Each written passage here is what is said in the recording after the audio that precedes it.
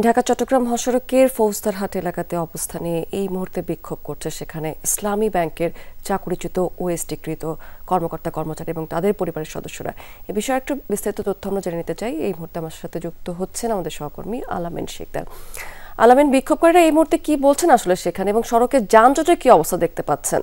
স্মৃতি, এখন থেকে ঠিক 10 থেকে 12 মিনিট আগে চট্টগ্রামের ঢাকা চট্টগ্রাম মহাসড়কের যে ফৌজদারহাট অংশ রয়েছে সেই জায়গাটিতে অবস্থান নিয়ে অবরোধ করছে। আমরা দেখছি ইসলামী ব্যাংকের সাবেক চাকরিচ্যুত যারা রয়েছে তারা এবং তাদের যে পরিবারের সদস্যরা রয়েছেন তারাও কিন্তু এই জায়গাটিতে এসে মিছিল করতে দেখছি আমরা। এবং তাদের যে 6 দফা দাবি, সেই 6 দফা যারা রয়েছে তারা এবং তাদের যে পরিবারের সদস্যরা রয়েছেন তারাও কিন্তু এই জায়গাটিতে এসে মিছিল করতে দেখছি আমরা।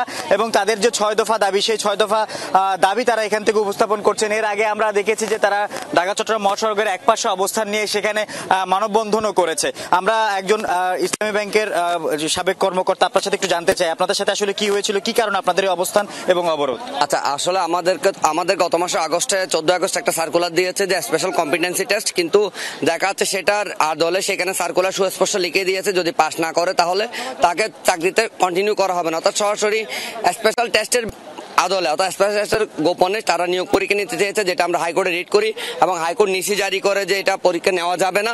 তার মধ্যে হাইকোর্ট অবকাশকালীন সময় ইসলামী ব্যাংকের বর্তমান ম্যানেজমেন্ট স্বৈরাচারী আচরণের মধ্য দিয়ে আমাদের একটা পরীক্ষা নেয়, যেটা বাংলাদেশ ব্যাংকে তারা এই রোলে নিষ্পত্তির জন্য মধ্যরাতে একটা সার্কুলার দেয়, যেটা আমরা দেখেছি আগের সময় যেরকম হতো।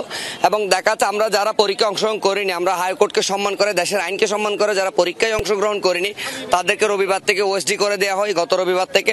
এবং দেখা যাচ্ছে আমাদের অনেককে কোনো কারণ ছাড়া টার্মিনেট করা হয়েছে, যে টার্মিনেশন লেটারে কিছুই লেখা নাই, ইউ আর জাস্ট একটা লাইন আপনাকে টার্মিনেট করা হলো। যেখানে এইচআর, আমরা যদি অবৈধ নিয়োগ হই এইচআর পলিসি কোনতম ধারায় আমরা জানি এবং আমরা শতভাগ আত্মবিশ্বাস এবং শতভাগ আইনের প্রতি শ্রদ্ধা রেখে বলছি, এইচআর পলিসি অনুযায়ী আমরা বৈধভাবে সবাই ইসলামীকে চাকরি করছি, কেউ 5 বছর 7 বছর 8 বছর, এবং প্রত্যেকে যে যার জায়গা থেকে ইসলামী ব্যাংকে যতটুকু শ্রম দেওয়া দরকার ততটুকু দিয়েছে।